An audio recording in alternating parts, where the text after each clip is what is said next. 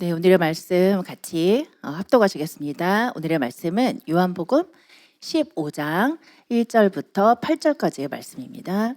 나는 참 포도나무요 내 아버지는 농부라.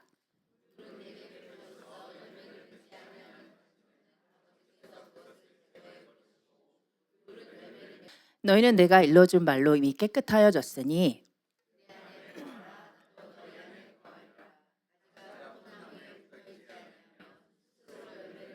나는 포도나무요 너희는 가지라. 그가 내 안에 내가 그 안에 거하면 사람이 열매를 많이 맺나니 나를 떠나서는 너희가 아무것도 할 수 없음이라.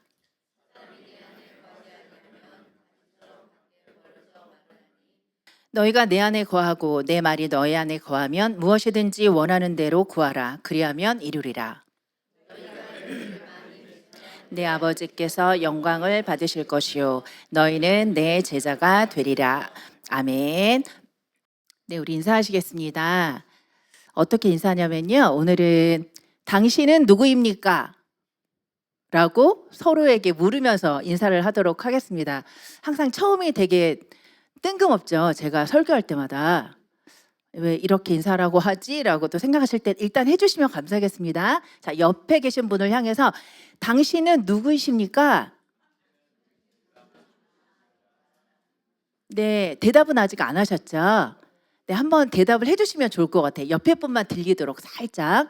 자, 대답해 주세요. 시작.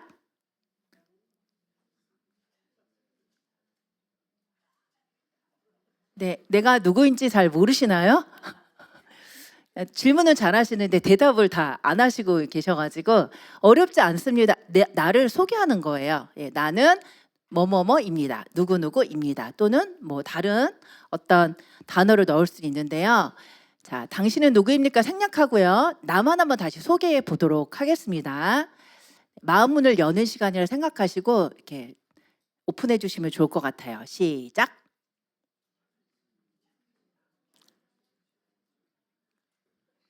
네, 인사 다 하셨나요? 네, 안 하신 분 없으시죠? 안 하신 분이 있는 것 같은데. 네, 다 하셨나요? 네, 감사합니다. 네, 저는 영유아 유치부를 담당하고 있는 유선주 목사입니다. 따라서 제가 항상 느끼는 거지만 마치 아이들 앞에서 설교하는 교육자 같은 느낌을 많이 받으실 수 있을 것 같아요. 그래서 참고하시라고 제 소속을 말씀을 드립니다. 네. 자, 오랜 시간을 이제 미취학 아동 어린이에게 말씀을 전하다 보니까 목소리나 억양이나 심지어는 막 순간순간 소리를 지르고 싶을 때도 많거든요. 막 의성어도 나오고 동물 흉내내는 소리도 막 내고 싶고 등장하는 인물이 나오면 그 사람의 마음을 막 표현하고 싶은데 그것을 하지 못하니까 굉장히 이게 답답한 마음을 가지고 제가 항상 이 자리에 서는 것 같습니다. 네, 최선을 다해서 이상한 소리도 내지 않도록 조심하겠습니다. 네, 오늘 본문은요 요한복음이에요. 사실 요한복음은 우리가 성경을 처음 이렇게 받았을 때 또 성경을 좀 읽어야지라고 마음 먹으셨을 때 창세기 다음으로 가장 많이 여는 복음서가 아닐까라는 생각을 해요. 왜냐하면 저도 처음 하나님을 만났을 때 요한복음만 많이 읽었던 기억이 나기 때문입니다. 요한복음은 굉장히 쉬운 문장으로 이루어져 있기 때문에 처음 예수님을 만난 사람에게 사실 우리가 쉽게 요한복음 먼저 읽어주세요라고 말할 수 있을 만큼 아주 쉬운 문장으로 구성이 되어 있습니다.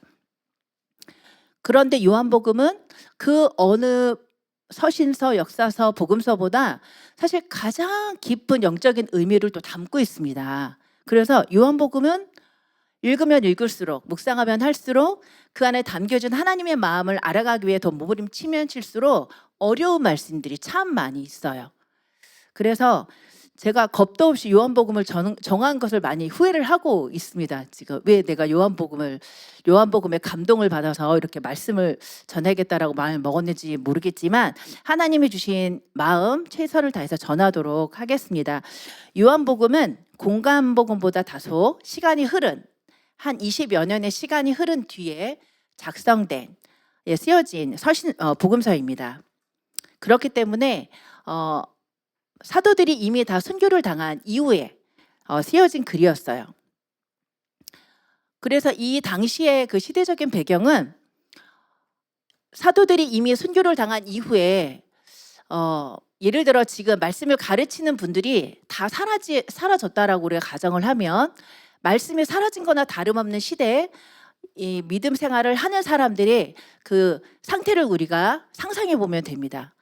예수님은 참 좋은 분이야. 예수님은 그리스도셔. 예수님은 우리를 죽음에서 다시 살리신 분이야. 예수님이 행하신 기적은 정말 놀라웠어라고 많은 사람들이 너무나 현장감 있게 느끼고 있고 알고 있고 보고 있었던 그런 현장에 있었던 사람들이 이미 다 없어지고 이제는 그 예수님에 대해서 희미하게 누군가 들려주고 희미하게 누군가 생각나게 하는 그 시대였단 말입니다. 이 시대가. 그렇기 때문에 예수님이 누구신지 모르는 사람도 점점 많아지고 뿐만 아니라 이 당시에 어떤 그 시대적인 분위기가 유대 또는 헬라 여러 문화와 종교들이 여러 사상들이 유입되고 있었던, 그래서 오히려 예수님을 신앙했던 사람들이 정상적이지 않은, 예수님을 믿는다고 의아해했던 그 시대에 살고 있었던 것입니다. 누가요? 예수님을 믿었던 사람들이, 또 예수님을 믿고 있는 사람들이. 그래서 복음의 진리가 굉장히 많이 희석된 시대에 살고 있었습니다. 그렇기 때문에 이 요한복음에는 특별히 어떤 내용이 많이 들어가 있냐면요, 이런 유대교회의 이단적인 사상들, 이런 문화에 대항하기 위해서 어떻게든 기독교를 변증해야 하는 일들이 너무 많았어요. 그 기독교의 우리 대표적인 핵심, 그 유일하신 분이 누구죠? 예수님이죠. 그래서 예수님의 어떤 분인지 이 요한복음에는 참 많은 내용들이 담겨져 있어요. 예수님은 이러한 분이다. 예수님은 이러한 분이다. 그런데 이 마태복음이 공간복음과 다른 이유는 뭐냐면 여러 많은 다른 이유가 있습니다. 그렇지만 공간복음은 하나님 나라를 보여주기 위한 기적들이 많이 쓰여져 있다고 하면요, 이 요한복음은 표적들로 많이 기록이 되어 있어요. 표적은 뭐냐면 어떠한 것을 드러내기 위한 하나의 사인이라고 보시면 돼요. 네, 누구를 드러내기 위한 사인들이 계속 펼쳐지고 있는데 그 누구가 바로 누구냐면 예수 그리스도라는 거예요. 그래서 요한복음에는 표적들로 이루어지는 사건들, 이야기들이 굉장히 많이 기록이 되어져 있습니다.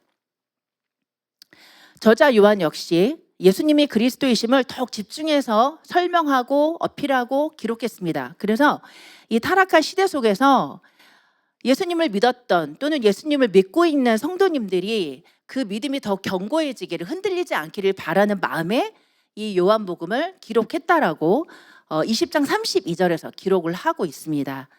한번 같이 읽어볼까요? 네, 같이 읽겠습니다.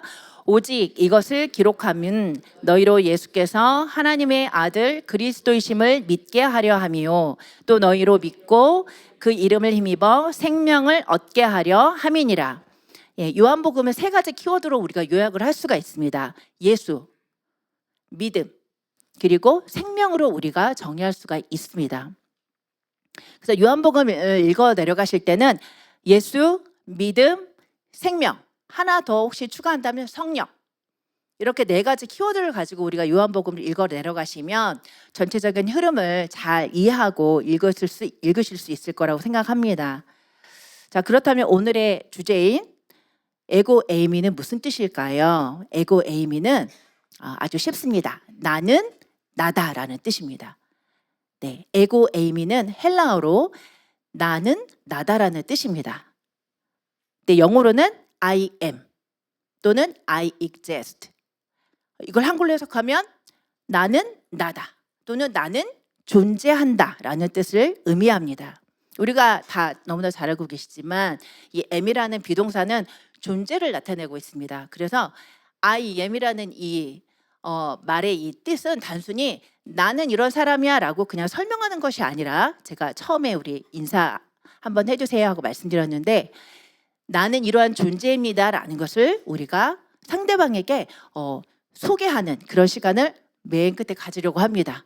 우리가 처음에는 저의 이름이나 또는 저는 집사입니다 또는 저는 주님의 제자교회 성도입니다 이렇게 만약에 말씀을 하셨다면 나는 이런 존재입니다 라고 우리가 설명할 수 있고 이야기할 수 있어야 한다는 것입니다. 왜냐하면 예수님도 이 에고 에임이라는 나는 무엇 무엇이다라고 하는 이 문장 형식을 따서 7개의 자기 선언을 요한복음을 통해 하고 있는 것을 우리가 보게 됩니다. 이것은 다른 말로 말하면 예수님은 자기의 정체성을 나는 무엇 무엇이다라고 사람들에게 말을 하였다는 겁니다. 구약에도 있죠. 구약 출애굽기 3장 14절을 보면요. 하나님이 모세를 타는 그 덤불에서 만나셨습니다. 그리고 그 하나님이 모세에게 이렇게 말씀하시죠. 모세가 그러면 누가 나를 보냈다고 할까요? 라고 되물으실 때 하나님이 말씀하시는 건 나는 스스로 있는 자다라고 말씀을 하셨죠. 하나님은 자신이 스스로 있는 존재라는 것을 정확하게 말씀을 하셨어요. I am who I am. 예수님도 동일하게 요한복음에서 7번 자기의 정체성을 표현을 하셨던 것입니다. 하나님과 예수님은 동등한 분이시죠. 나는 나다. 이렇게 예수님께서 자기 자신을 에고 에임이라는 문장 형식으로 이렇게 표현을 해주셨는데요. 자, 그러면 예수님께서 나는 누구다라고 말씀하신 그 7개를 우리가 잠깐 한번 나눠보도록 하겠습니다. 제가 나는 생명에 하면 우리 성도님들께서 그 다음을 말씀해 주시면 되세요. 네, 7개 아주 쉽습니다. 요 부분만 한번 해볼게요. 나는 생명에 맞습니다. 나는 세상에 네. 나는 양에 네. 나는 선한 네. 나는 부활이요 나는 길이요 생명이다. 네, 마지막은 무엇일까요? 나는 참 포도나무다. 맞습니다.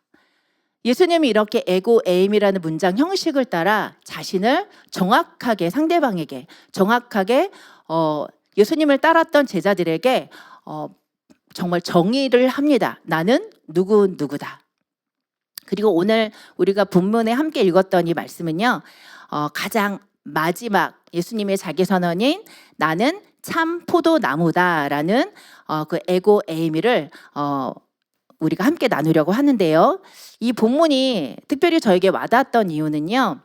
예수님이 십자가 죽음을 앞두고 제자들과 함께 나누었던 이 마지막 말씀 중에서 예수님이 자기를 정의했던 가장 마지막 선언이기 때문이에요.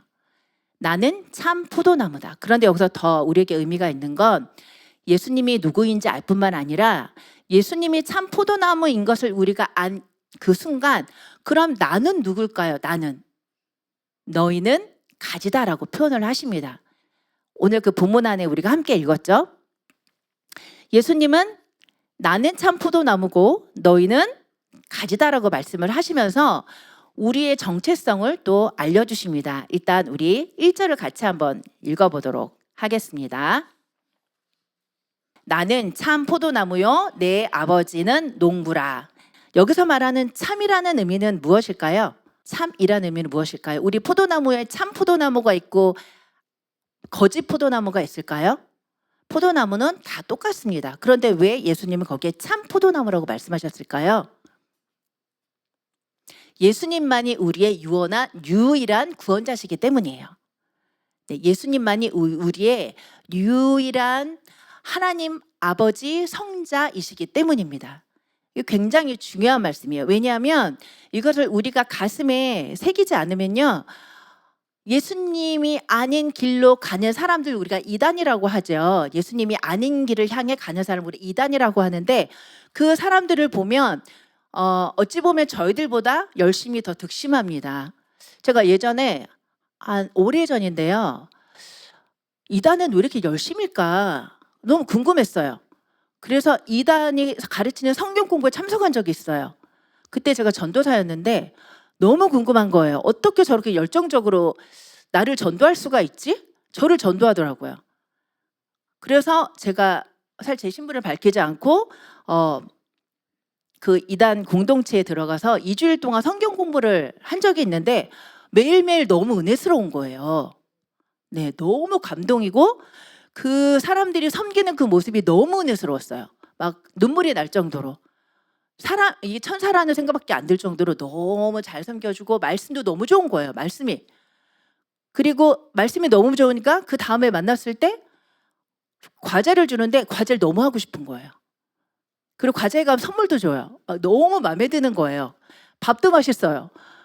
그러니까 아이들 다 데려가서 거기서 성경 공부하고 밥도 먹고 오고 너무 좋더라고요. 너무 가고 싶고 또 그 공동체가 너무 그리운 거예요. 그런데 마지막 날 구원을 다룰 때 이단이 맞구나라는 생각을 했습니다.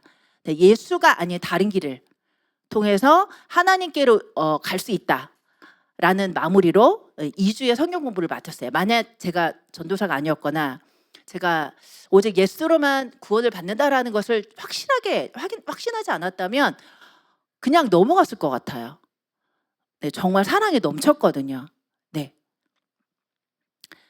우리가 만나는 사람들, 또 우리가 접하는 어떤 단체, 교회가 아닌 어떤 단체에 만약에 우리가 들어가게 되거나 누군가를 접촉하게 됐을 때 우리가 속는 것을 모르고 우리가 속을 확률이 굉장히 많습니다. 이단의 열심은요, 우리가 상상하는 것보다 더 그 이상으로 월등합니다. 저는 이단에게도 그래서 배울 건 배워야 된다고 생각을 해요. 그들의 열심을 배워야 되고 말씀을 향한 그 집념을 배워야 된다고 생각을 합니다. 그래서 그 다음에 다시 제 사역지로 돌아왔을 때 이단의 마인드를 가지고 이단의 그 열정을 가지고 사역을 열심히 했던 기억이 나요. 네, 그 열정만 가지고 열심히 사역을 했던 기억이 나는데 참 포도나무이신 예수님을 우리가 가슴으로 확신하고 정말 그분만을 향해 달려가는 우리 모두가 되기를 예수님의 이름으로 축원합니다. 아버지는 농부라고 하셨습니다. 농부인 아버지께서 참 포도나무에게 원하시는 게 무엇일까요? 무엇일까요? 네, 열매를 많이 맺는 것입니다. 열매를 많이 맺는 포도나무를 아버지 농부 하나님은 기뻐하실 겁니다. 우리 2절 한번 읽어볼까요?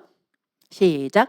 물은 내게 붙어있어 열매를 맺지 아니하는 가지는 아버지께서 그것을 제거해 버리시고 무릇 열매를 맺는 가지는 그 열매를 더 하려 하여 그것을 깨끗하게 하시느니라. 네, 농부 하나님께서는 열매 맺는 삶을 너무 기뻐하십니다. 왜 기뻐하시는지 뒷부분에서 제가 말씀을 드릴 거예요. 그런데 열매를 맺지 않는 가지는요, 반대로 가차없이 잘라버리신다라고 또 말씀하세요. 가지치기를 한다는 말씀입니다.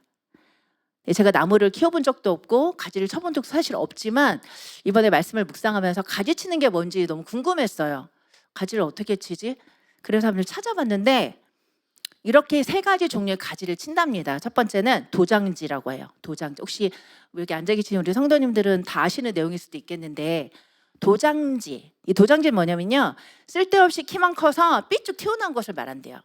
결대로 안 올라가고 혼자서 쭉 뻗어나간 거. 그래서 지나가는 무언가를 계속 까슬까슬 이렇게 다치게 만드는 그런 삐쭉 튀어나오는 가지를 가차없이 잘라버린답니다. 이거는 본문에는 없고요. 제가 가지치기를 어떤 대상을 가지고 가지치기를 하는지 너무 궁금해서 알아본 거예요.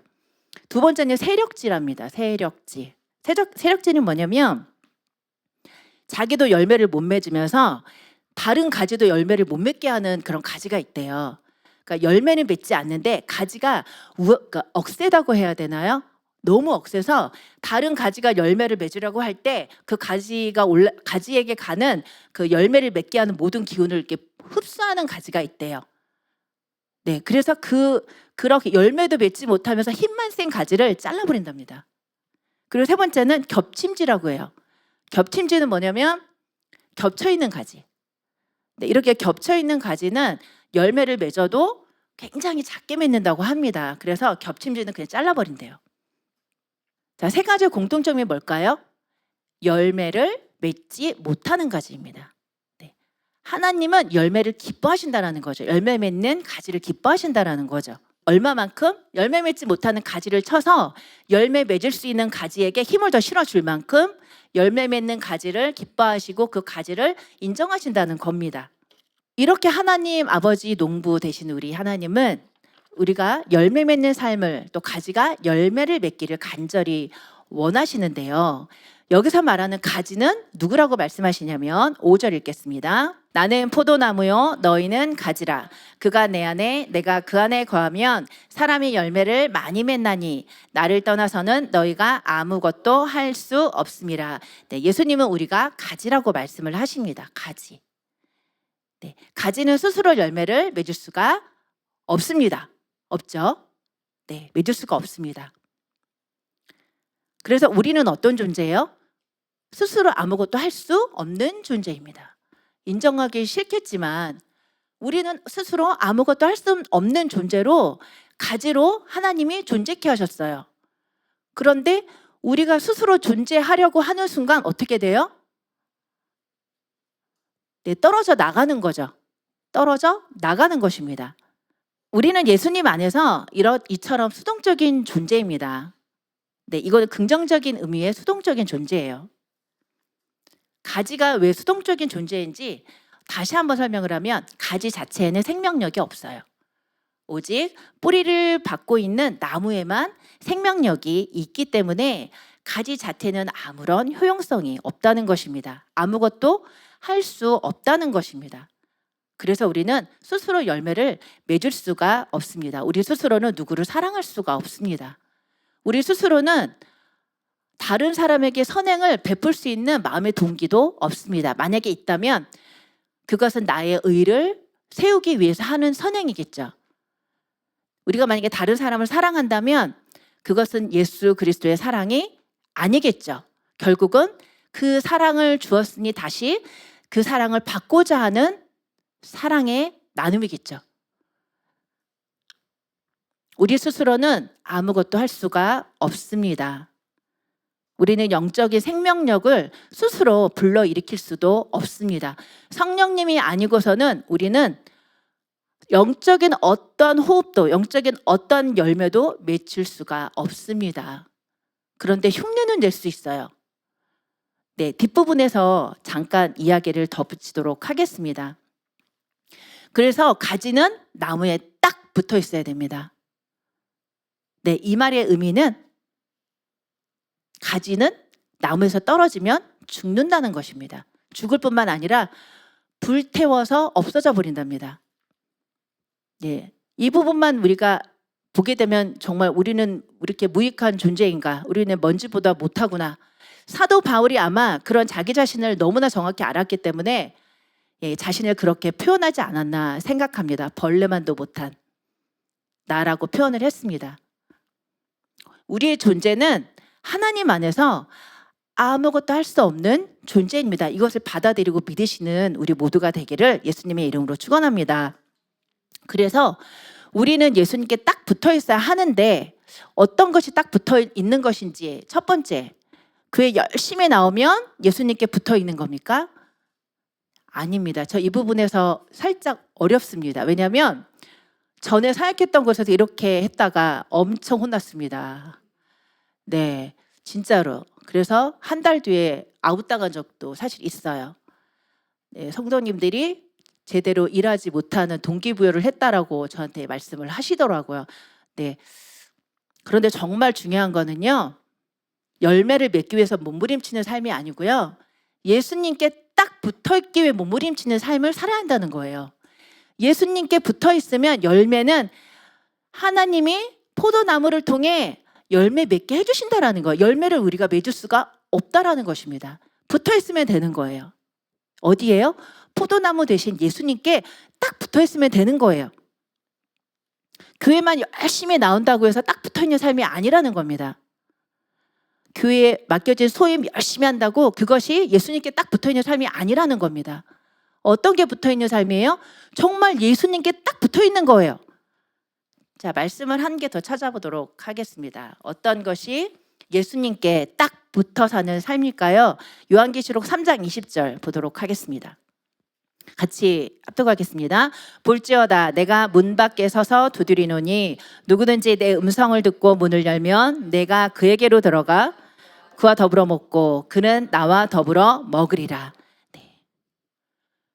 문을 열라고 말씀하십니다. 딱 붙었기 위해서 첫 번째 되는 건 뭐냐면 문을 열으래요. 누구의 문을 열어요?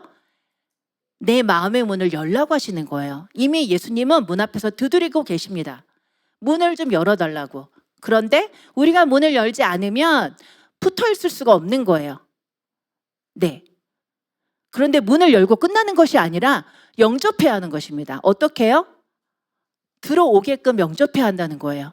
어떤 분은 예수님을 현관까지만 초청합니다. 어떤 분은 예수님을 복도까지만 초청해요. 어떤 분은 예수님을 저기 문 앞에 있는 손님만 왔다 갔다 묵었다가는 한적한 작은 방만 예수님께 오픈합니다. 어떤 분은 그 중간 방까지 오픈해요. 어떤 분은 주방까지도 오픈해요. 어떤 분은 안방이라고 사용 안 하죠, 여기는요. 네. 어떤 분은 큰 방도 다 오픈합니다. 온 집을 다 예수님께 오픈합니다. 오픈하고 또 끝나는 게 아니에요. 어떻게 해요? 그와 더불어 먹고 그는 나와 더불어 먹습니다. 제가 이 본문을 읽으면서 작년에 VBS 이후에 우리 교사들과 함께 1박 2일 외부로 아우팅을 갔는데요. 그때 그 하룻밤이 얼마나 저에게 소중한지 모릅니다. 왜냐하면 생전 처음으로 가서 서로 맨 얼굴을 보고요. 생전 처음으로 서로 자면서 코 고는 소리를 들어보고 또 생전 처음으로 한밤중에 약간이 센티멘탈해질 때 자기 가정 이야기를 오픈하고 또 아침에 늦잠 자서 푸시시한 얼굴로 나온 그 얼굴을 보면서 우리가 어떤 많은 대화를 하진 않았지만 함께 머무는 그 1박 2일이 서로를 너무 잘 알게 만들어줬어요. 그 후에도 우리는 특별한 말은 안 했지만 눈빛만 보면 알 수 있는 그런 사이가 되어가고 있었다는 걸 제가 알게 되었어요. 예수님과 함께 사는 삶, 예수님께 탁 붙어있는 사는 삶은요. 교회에 딱 붙어있는 게 아니에요. 교회만 붙어있는 게 아니에요. 공동체에 속해 있는 그 공동체 모임만 가서 열심히 붙어있는 게 아니라 예수님, 공동체를 통해서 예수님께 붙어있는 거예요. 교회를 통해 말씀하시는 예수님께 붙어있는 거예요. 그 붙어있는 건 예수님께 나를 다 오픈하는 겁니다. 오픈할 뿐만 아니라 같이 밥 먹는 거예요. 밥 먹는다는 의미는 뭡니까? 나를 다 열어준다는 의미입니다. 그래서 저 1박 2일 갈 때 안 간다는 사람이 60%였어요. 못 가겠대요. 생얼 보여주기 싫다. 네, 저 눈썹 없어요. 못 가요. 뭐 아무튼 우리 권사님, 집사님 설득하는데 엄청 힘들었거든요. 근데 올해 또 가자고 해요. 너무 좋았어요. 이렇게 우리가 예수님과 형식적인 관계로 남아있으면 딱 붙어있는 삶이 될 수가 없습니다. 예수님과 더불어 먹고 마시는 것이 무엇인지 한번 네 삶 속에 예수님은 어디까지 들어오셨는지 한번 우리 스스로 돌아보는 시간을 가지면 참 좋을 것 같습니다. 6절의 말씀을 함께 읽도록 하겠습니다. 사람이 내 안에 거하지 아니하면 가지처럼 밖에 버려져 마르나니 사람들이 그것을 모아다가 불에 던져 사르느니라. 네, 우리 좀 전에 함께 나눴던 말씀이죠. 예수님 안에 거하지 않은 사람은요 버림받은대요. 네, 예수님 안에 거하지 않아도 되는 것이 아니라 예수님 안에 찰떡같이 붙어져 있지 않으면요 예수님과 상관없는 삶을 살다가 버려진다는 겁니다. 천국 아니면 지옥이죠. 예수님 안에서는요 중간이 없다고 합니다. 없죠. 중간이 없습니다. 우리가 지금 신앙하는 이 믿음이 이거 아니면 이거인 거예요. 중간은 없는 겁니다. 예수님 안에서 열매를 맺는 삶을 살 것인가 아니면 그냥 버려지는 삶을 살 것인가 누가 선택합니까?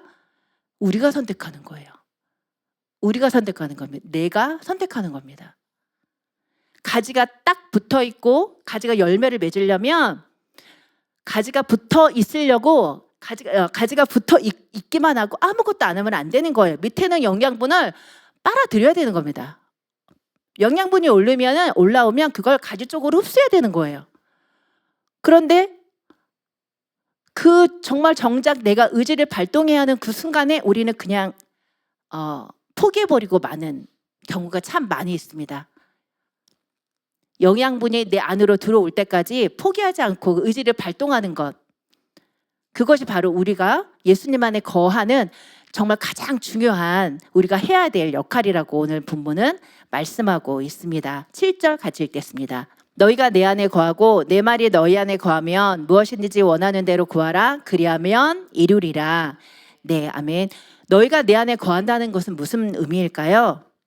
내 안에 거한다라는 말은요, 11절에서 12절 말씀을 보면 내 사랑 안에 거하라는 말씀으로 다시 설명을 해주세요. 예수님이 내 사랑 안에 거하라. 이 말은 무슨 말일까요? 이 말씀은 무슨 말일까요? 예수님의 사랑으로 이웃을 사랑하라는 뜻입니다. 예수님의 사랑 안에 우리가 거하면요, 그 사랑을 흘려보내지 않을 수가 없어요. 우리의 신앙생활은 참 어떻게 보면 되게 힘들게 신앙생활하는 모습들을 참 많이 봐요. 예수님의 사랑 안에 거하면 그 사랑이 흘러져 나올 수밖에 없습니다. 네, 우리가 욕실이나 수영장 안에 풍덩 빠지면 어떻게 돼요? 그만큼 물이 어떻게 돼요? 위로 올라오거나 넘쳐나죠. 네, 내가 물을 푸지 않아도 넘쳐나요. 예수님 사랑 안에 풍덩 빠지면 그 사랑을 내가 억지로 쥐어짜서 누구를 사랑하지 않아도 그 사랑이 나로 하여금 다른 사람을 사랑하게 만드는 거예요. 성령님이 우리가 사랑할 수 있도록 만들어주시는 거예요. 그 성령님의 인도하심을 내가 따라가면 그것만 하면 되는 거예요. 그걸 우리가 뭐라고 얘기해요? 순종이라고 이야기하죠. 순종. 네. 그리고 너희 안에, 내 말이 너희 안에 거하면, 하나님의 말씀이 우리 안에 머무르게만 하면 무엇이든지 원하는 대로 구하라고 말씀하세요. 하나님의 말씀이 우리 안에 머물게만 해다오. 그러면 성령이 그 말씀이 움직이도록 할 거야. 그리고 그 말씀이 너로 하여금 움직이라고 할 때 순종만 해다오. 그러면 너의 삶은 열매 맺는 삶이 될 거야. 성령님도 도와주세요. 뭐만 있으면? 말씀이 내 안에 들어와만 있으면. 그런데 우리는 말씀을 우리 안에 안 두려고 해요. 말씀을 기뻐하는데 그 말씀을 안 두려고 해요. 말씀을 둔다는 게 뭐예요? 말씀대로 살려고 말씀을 지키는 거죠. 네, 말씀이 있는 곳으로 가는 거죠. 말씀이 있는 곳이 어디입니까? 예배 현장이죠. 네, 말씀을 받아 먹을 수 있는, 말씀이 살아있는 각 모임, 각 공동체죠. 사람도 좋지요. 교제도 너무 좋지만 그 모임을 하는 이유가 뭐예요? 예수님을 알기 위함이에요. 예수님을 안다는 건 뭡니까? 예수님의 말씀을 안다는 겁니다. 근데 그 말씀 자체에 우리가 기쁨, 말씀 자체를 내 가슴에 들여고 하는 그 몸부림과 애씀보다는 그 외적인 것에 우리의 눈이, 우리의 생각이 많이 간다는 거예요. 그래서 오늘 말씀은 내 말이 너희 안에 거하게만 하면, 그러면 나머지는 내가 다 해줄게요.